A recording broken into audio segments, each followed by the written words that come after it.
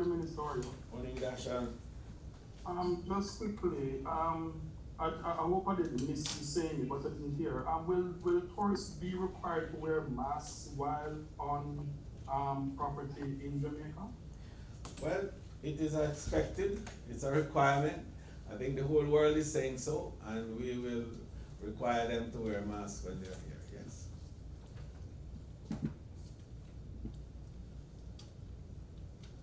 All right. Any other question, Dashan?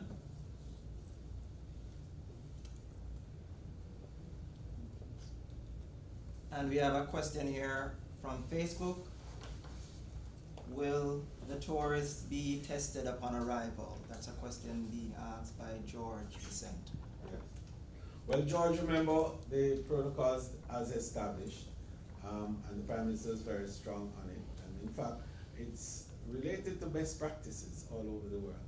That the strong layering of screening that we do will determine the level of testing that is done. So in essence, you will be tested, but after you're being screened, and the result of your screen requires that you need to be tested. Okay. Shelly Ann Thompson. Good morning, Minister. Good morning, everyone. Morning, Shelly Ann. Good morning. Minister, you mentioned that you did a tour of some properties yesterday and you're pleased with what you saw.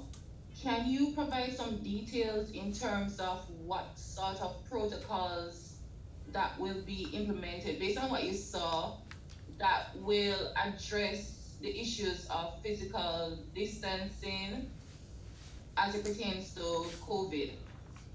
Okay, well, you know, we are going to be putting out in another few hours a lot of the visuals from that tour, so that Jamaica can also see how the properties are reconfiguring to enable physical distancing to be realized. And just to give you a picture, we went into the restaurants and we see where the density situation has been significantly reduced.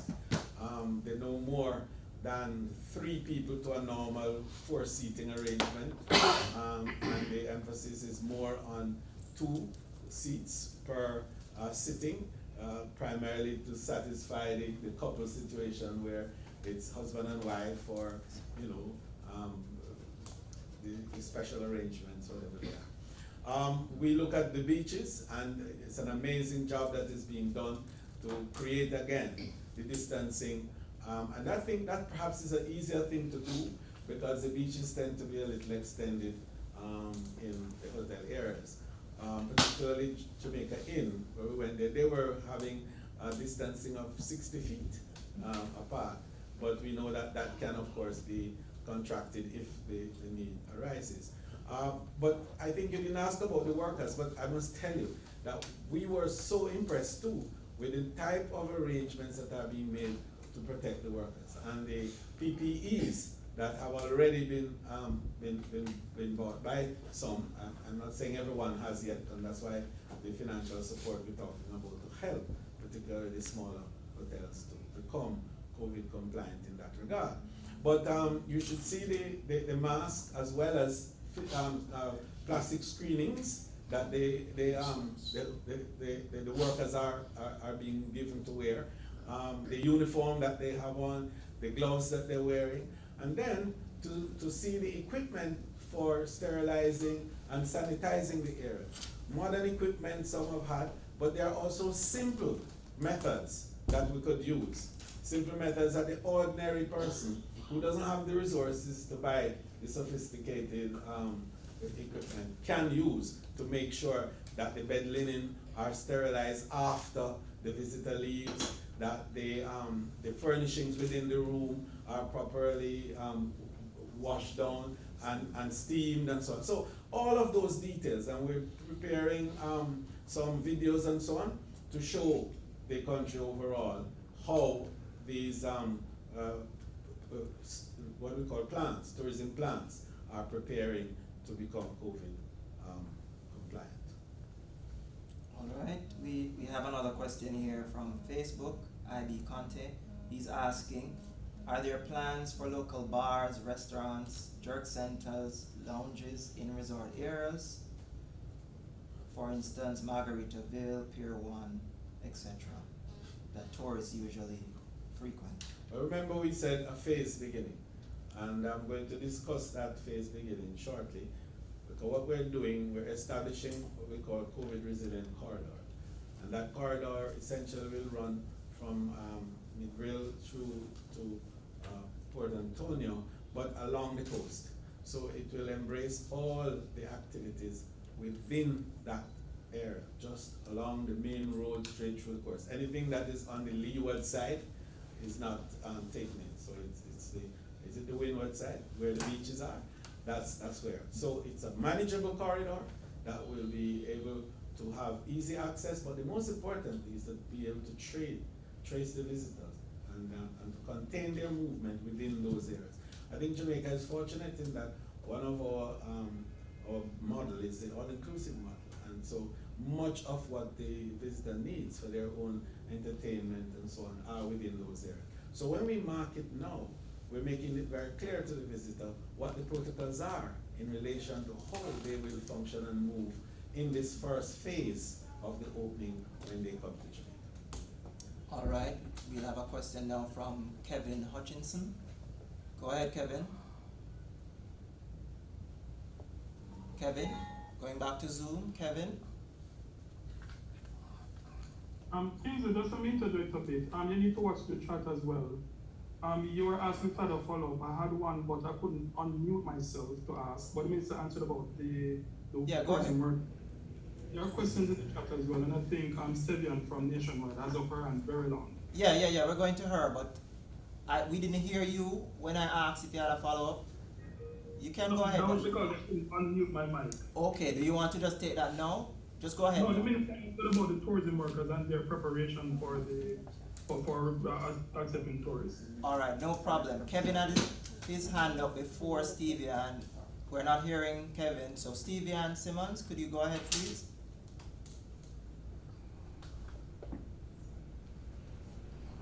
Stevie Ann?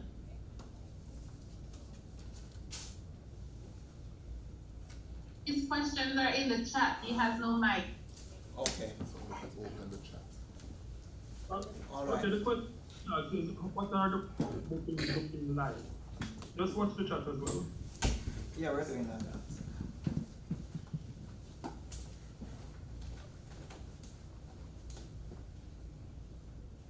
So Steven is asking, what are the forward bookings looking like for the setup?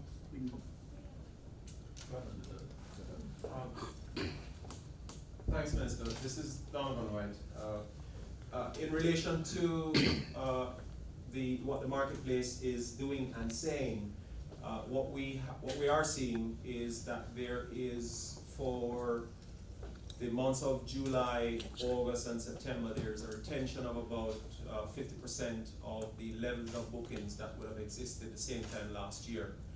And as we go further out into the year, in September, October, and November, we're seeing a higher rate of retention compared to last year. So we're up in the 70 percentile range for those months. So there is a heavy demand still being retained in terms of bookings that are in the system that were made prior to COVID by travelers that is being retained in the system today. So there is still a heavy demand for Jamaica in the visitor space. Okay. All right. I want to make Just a the second, point. Minister. Stephen wants to find out what Well, countries are let me there. finish this point because I think it's important. The demand that exists, we don't want us to run ahead because that demand is going to be met by flight scheduling and a number of other variables. And we think that in this early period, as we all start back, we're going to see fewer flights with smaller load factors coming in as we build up. So we're perhaps looking at somewhere in the region of actual volume of in the high 20s and mid 30s thereabout in the first instance in summer. So that the demand, yes, is there, we know, because those were pent-up demand from a previous period, but the ability to respond to that demand in terms of how the industry is opening globally and everywhere is constraining the volume that we will get during summer. Are there any questions? The Yeah, questions we are on have the that screen. here. Okay. Do Yes. you want to No, go weigh in ahead. on the countries specifically? Is there a question for that? Yes. Oh. there is. Where the demand is coming from? Yes, exactly. The obviously the largest demand for Jamaica comes from North America, which would be a combination of United States and Canada. There is some residual demand from Europe and small numbers out of Asia as well. But I'd say the better assessment would probably be about 60-70% of the demand that is out there is from North America. And as Minister rightly says, our ability to realize that demand is going to be completely dependent upon the availability of flights, the availability of the industry in a phased reopening state, and so on. So there are some mitigating conditions that will and likely to change some of that demand as well. All right, thank you. Kingsley? Yes, go ahead. Go ahead, Kevin. Kevin? Kevin Hutchinson here of the Mellow Media Group. Good morning all. Good morning to the Honorable Minister Edmund Bartlett. You're doing a stellar job, sir. I commend you highly. Thank you, Kevin. You mentioned reopening on a phased basis. Can you give us a synopsis as to the destinations that you're planning to reopen in the first phase and beyond? Well, to begin with, Kevin, I defined a COVID resilient corridor a while ago. And so the entities that are within that geographic area. Also, we have standards that we've set, and it indicated to you that the tourism development company, along with a number of other entities, have established very rigorous standards in relation to COVID compliance. And so we are, after testing, providing a certificate for as a stamp of approval that you are ready for opening in phase one. And this is a certificate that will be given to them.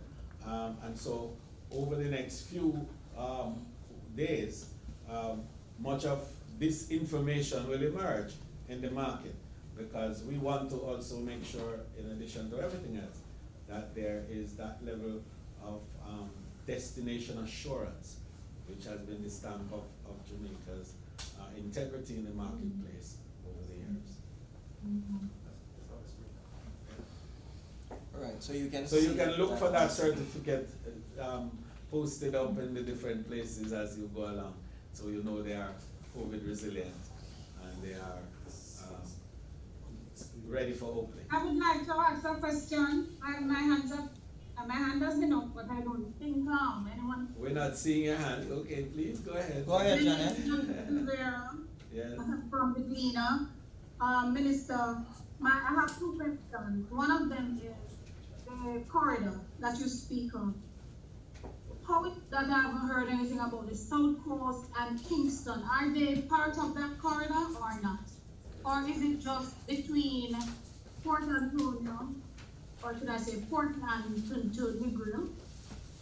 And also, with all of the preparations that are being made by the stakeholders, I know the country itself has lost 34-point-something billion as a result of the fact that we've closed down the country. To prepare, how much money is it costing our stakeholders? Do you have any idea what they've had to put in financially in order to prepare for the reopening of Jamaica? Wow, as usual, Janet, you ask the difficult ones. But to the question of the corridor, the second corridor, of course, would be for business travel, and the Prime Minister made a very clear position on business travel and how that would function. And so the Kingston area would be that corridor which would deal with the business travel. Phase two will bring in all the other areas, South Coast and other areas. But I think that it is fair that we should start with, in this phasing arrangement with a corridor that is manageable with ease. Most of the infrastructure for the management of the COVID virus is within that corridor, as you will see. Also, we have infrastructure like the hospital that I visited, that they are dedicating an entire wing for COVID-related cases that may come to them. And the transportation arrangement and ease and access with communication is there. So we thought through carefully how to give ourselves the best ability to manage and to ensure that we can track and trace our visitors while they come in this phase one of the opening. The second question relates to the cost of rebooting, if you will. That one we haven't been able to quantify fully. I think the world doesn't have a number yet, but I imagine that it will be, you know, a decent number. We have been talking with financial entities, as you might have heard in my comments, and we're looking to see how we could create windows of opportunity to create credit arrangements, and in the case of the 1.2, to see what grants are also available to assist in enabling particularly the small and medium enterprises to be able to afford and buy these equipment. One of the things though, Janet, that I believe you're going to see a lot of is innovation in this whole area. It's going to be amazing to see how our people are going to be pivoting and being agile in coming up with sanitization facilities to enable their level of readiness against the background of the higher cost technologically advanced equipment, some of which we saw yesterday. All right, Janet, do you have a follow-up or can we move on? I'm sure I have a follow-up, but I'm gonna allow someone else. Okay, all right. Minister, can you hear me? This is Jason. Hi Jason, how are you? I'm good, Minister. Thank you for including us in the second phase, because I think, you know, we want to be a little more cautious when it comes to community-based tourism. But I would ask you, what in your mind, what date are you thinking of for the second phase to start? That's number one. Number two is, I would be a little cautious when it comes to expectations from Canada, because my understanding is that Canada is still requiring that when people return back to their borders, that they have to go into a 14-day quarantine. So I would urge to be cautious with Canada, and I'm just wondering, is there a possibility that as we open our borders, we may get a surprise from the United States saying the same thing? Well, you know, as I say, we are all operating in a very uncertain environment. We are being guided by the science, as you know, and data. And policy positions change with the day sometimes. What we have to do, however, is to always put ourselves in a position to manage the risks that we all are involved in at this time. I take your point very well about Canada, but there's another opportunity for Canada which is emerging in terms of, you heard the Prime Minister speak of the travel bubble. There's another dimension to it called an air bridge. And countries that have had good results in managing the virus can come together to create what is called a travel bridge, so that the discussions would have to be at the level, of course, of the government, where common protocols are established and border arrangements are determined. And so people who travel between those two places would be exempted from some of the protocols that would obtain with regards to the ordinary traveler. So we are exploring those possibilities as we move along and innovate, you know, as we try to pivot, as I say, and to be agile in ensuring that we can maximize from the market in this uncertain period. Okay, our next question will come from Dashan. Go ahead, Dashan. No, hold on a second. Minister asked about the date of the Oh yes, thanks phase. Jason, right. You know, we've been managing this whole process on a cyclical basis, and usually the timelines run 2 weeks, as you know, the 14 days. most if not all of the orders that the government has made have been related within that kind of timeline. So we keep reviewing, Jason, and we review and make decisions in relation to the changes that are happening in the space around us. So I don't want to give you an exact date as to when phase 2 will roll in, but we certainly will evaluate. The next evaluation period is for June 30, and then we see how we move thereafter. All right, Dashan, your question, please. Yeah, just quickly. I know the minister spoke about visiting hospital and it being ready to deal with tourists if they come down with COVID-related symptoms. But what about places like, some areas of St. Mary and Negril, which are a distance from Montego Bay where hospital is, will properties be required to have isolation facilities in the event a tourist and or staff member come down with COVID-like symptoms? And the second question is, what are the initial actual numbers looking like for bookings in June, July, for any period they have on record right now? All right. Firstly, remember we told you we tried to develop a geographical area where we have resources that are able to respond.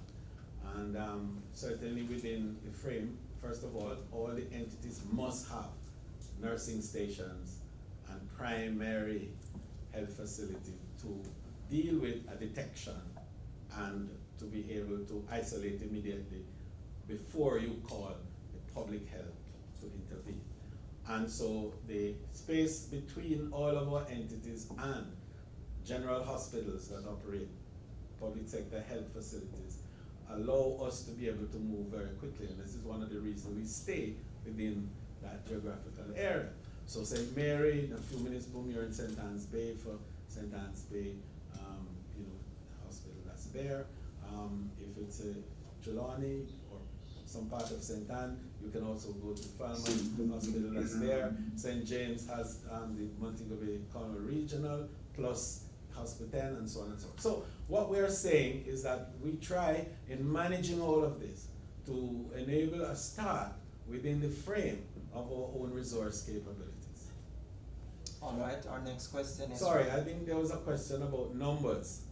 And I don't know, Donovan, do you have any fix on, exact numbers? Difficult to say. As I say, we have a demand situation. How that is going to play out in terms of the actual supply side is kind of difficult to say.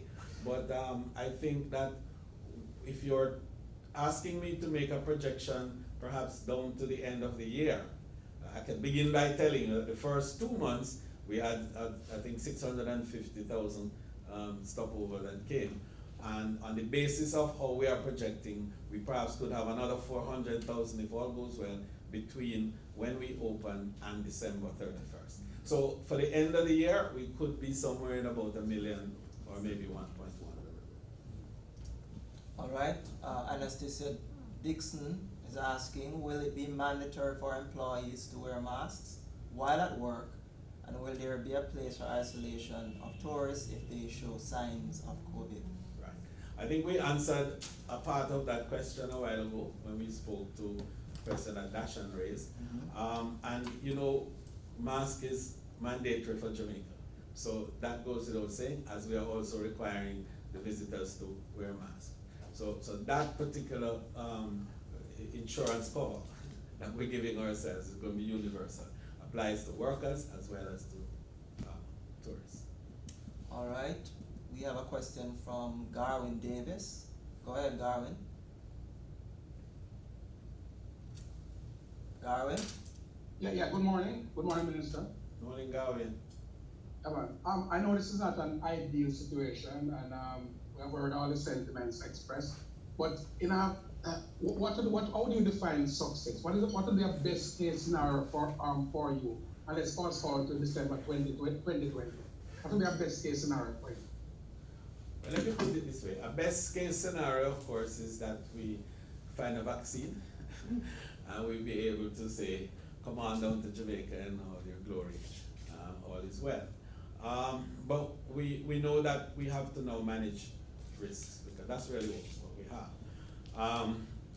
And our best scenario is that the partnership that we have between our tour operators, the travel agents, the airlines, airports, and all our hoteliers and all the other stakeholders, that they manage and observe the protocols that we have established, because that is our best insurance to secure safety for all and a reduction in the possibility of any spread of the disease whatsoever. So for me, the best scenario now is that we all take that personal responsibility, that collective responsibility to manage our process and to observe all of the touch points that we've been talking about, and even those that we have not talked about, because your safety and mine must be paramount in our minds. And then, of course, we must earn. We must get back out there to produce and to be able to secure our own well-being and deal with our domestic and familial relationship and the cost of living that we have to deal with. So the government of Jamaica, or any government, cannot indefinitely provide stimulus packages and to sustain the well-being of people. We have to get back to work, and I think that it's important. And I make the point because we did a survey of 8,000 workers, and 93% of the workers said we want to get back to work. So what we have to do is to find a mechanism that will enable them to get back to work safely. And I think that's what we're working through. All right, our next question is from Facebook. Still on masks. Is mask wearing going to be a 24-hour rule wherever you are, even if you're sitting by the pool? That's from Paul Kramer. Well, this is one of the things that has taxed our minds a little bit, and not just here in Jamaica, but all over as we talk, because just to let you know, we talk every day with partners all over the world. At 6 o'clock this morning, I was on a Zoom with the World Economic Forum talking about these same things. And so we have to say, wear masks everywhere. I think it is ridiculous to say wear masks while you're in the pool. But by way of the social distances or the physical distancing that we're doing, and particularly that people are by and large together in familial groups, right? I think that we may not see everybody in a pool with a mask on. And I think you can use your imagination in that regard. All right, we have another question from Shelley and Thompson. Go ahead, Shelley. Yes, Minister, forgive me if I missed it, but I want to pick up on my colleague's question as it pertains to the numbers. What are the numbers looking like for June and July? The initial numbers. Okay, well, can we ask the director to just indicate that, please? Sure. There are no, excuse me, it's not an exact science in where we are today, to be honest with you. So I can't tell you it's 1, 2, 5, or 10. What I can tell you is looking at what's in the GDS, which is the global distribution system used by the airlines and tour operators and managed by IATA to make bookings. There is a level of booking that we can compare to the same period last year. As to the exact science of what that is and how much of that is going to hold, given where people are, what rules may exist for them in their current space, and whether they can travel or can't travel and all that kind of stuff, is all going to be dependent, or all going to change, or could change, whether or not that booking stays on the book. So for me to tell you it's going to be 10 or it's going to be 20, what we do expect is that the number is going to be a relatively limited number compared to the normal booking flow, simply because the airline, it all depends on the airline and how many seats are available to the destination. So those are things that we are still, it's an every day, every hour of the day conversation between ourselves and our partners as we work through those details. What we do know is that there is a level of demand still in the system for Jamaica, and what we have to do, or what we are trying to do, certainly in the ministry, is to make sure that as we begin a phased reopening, that we do it responsibly, we do it safely, and we put all the necessary measures in place with our partners to ensure that if and when visitors do come, that we can give them a safe experience for not just themselves, but also for the workers of the industry and all the players in the industry. All right, now, team, I'm gonna have to ask you permission because cabinet has been meeting and I should have been there already, and I think there's a call for me now. But I want to say in closing that we are also in consultation with international partners with regards to response mechanisms for any eventuality with regards to COVID incidents. We're talking with a globally, we're talking with a globally recognized body to enable some level of backup service for anyone who may have to be flown out of the country as a result of having been diagnosed as having the virus. So all of that effort is being made as backup to make sure that once we screen, once we know, then we can also respond and to have them out of the country as fast as possible. More will be said on that later on. There are some local companies that we're working with also to look at insurance cover for medical and other arrangements. So we are working hard at it. I just want you to know the idea is in the end, or we must open responsibly and safely. Thank you very much. All right, thank you, Minister. Thanks, ladies and gentlemen, for joining us today, and enjoy the rest.